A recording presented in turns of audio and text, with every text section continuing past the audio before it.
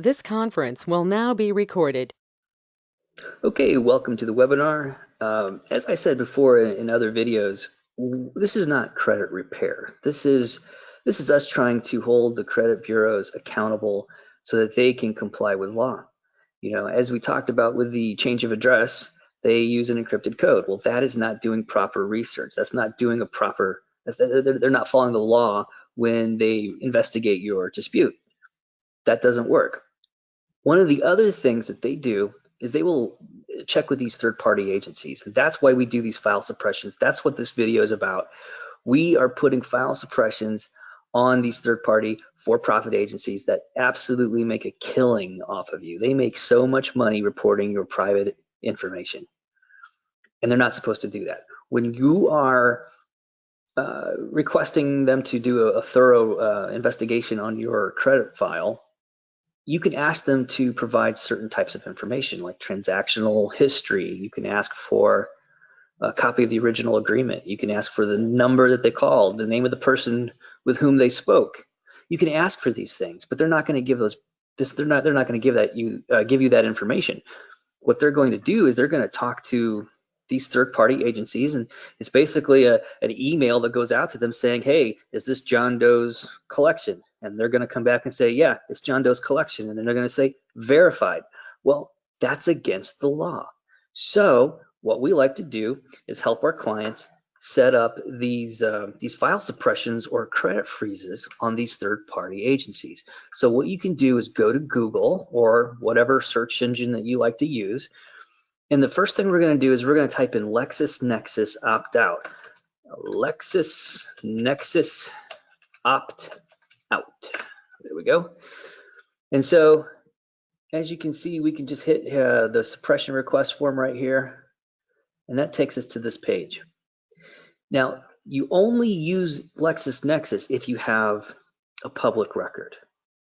So for those of you that have bankruptcies, you're going to want to do this. If you don't have a bankruptcy, then you don't necessarily need to do this. What we're looking at here are the things that are red asterisks. Okay. If there's not a red asterisk, then don't do it. Don't fill it out.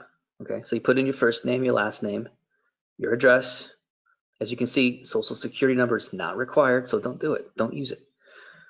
They don't need your email. They don't need your phone number. Now, you're going to have to probably fill this out 2 times. The first time you fill it out, it is going to be for the address at which you lived when you had the public record. Okay, so if you lived in Tennessee, but now you live in Michigan, you put in your Tennessee address because that's where you lived when you had the bankruptcy, and then you complete the form again for your current address. And if you're using our strategy of the mailing address, you don't put that in. This is only for your current physical address, and then the physical address at the time that you had this public record. Then when it says reason, you want to select, I do not want my information available for distribution to the general public. That is what you are going to select right there. And then you just hit add and just follow the steps. Okay. Once this is complete, you wait a few days, and then you want to send an affidavit to the courts. That's what you want to do. Send an affidavit to the courts, and you know you have to get it notarized. So most banks will do that for you for free. I know of one bank that won't do it for free. They charge $3, but typically speaking, banks will do that for free. It's just part of their customer service. But you send this affidavit to the court, and the affidavit basically says, fact number 1, my name is whatever your name is. Fact number 2, my address is, you list your address. Fact number 3, I recently came across a bankruptcy in my credit profile, and I would like to know, did you violate state and federal laws by sending out my information to the credit bureaus? You include a self-addressed stamped envelope, and you should wait for a response because they're going to come back with a response that says, no, we did not send out your information. Then once you have that complete, you file a letter, or you send a letter, I should say, to the credit agencies. And it's just a simple letter that says, I recently came across my credit report, and uh,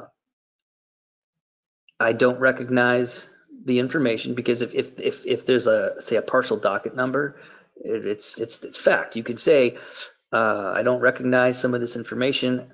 I contacted the courts. They said they haven't sent out any information. Attached is their letter saying they haven't sent out information. Please delete this immediately. Well, when they get that and they see that the courts say they haven't sent anything out, and when they contact LexisNexis to verify it, they're not going to get any information because you put a suppression. Well, it's going to fall off. Or I should say, it should fall off. We can never make any guarantees in this business, but that's how this concept works. Okay. Now, let's see here. That's if you have a public record. If you don't have a public, let's say you have collections or charged off accounts. Instead of suppressing LexisNexis, you want to go to SageStream. You want to go to SageStream. So let's look up Sage, S-T-R-E-A-M. SageStream, there we go, SageStream LLC. And you can go, you looked in opt-in, see opt-out, opt-in, security freezes. So you just follow the steps here. And yeah, there we go, security freeze. So just go through the security freeze, follow directions. And then once this is, you give it a few days, and once it's set, now you're going to want to go to the credit bureaus with your investigation request, and just say, the same thing that whatever it is you want to say in your letter. I mean, you craft your letter how you want to craft it. It's all up to you. And you could just say, I came across this collection. I don't recognize the number. Please delete this. Whatever you want to say. And then when they are going to SageStream and ID Analytics, which they're one and the same company, when they're going to these agencies saying, hey, is this correct? They're not going to get anything because you put a file suppression on it, or freeze in this case. So that's the concept as to why we want to do the freezes. So if you follow the steps, you should have success. And if you're not getting the results that you want, you're welcome to give us a call, and we're happy to help you through your process. Okay. Best of luck to you, and see you at the next video.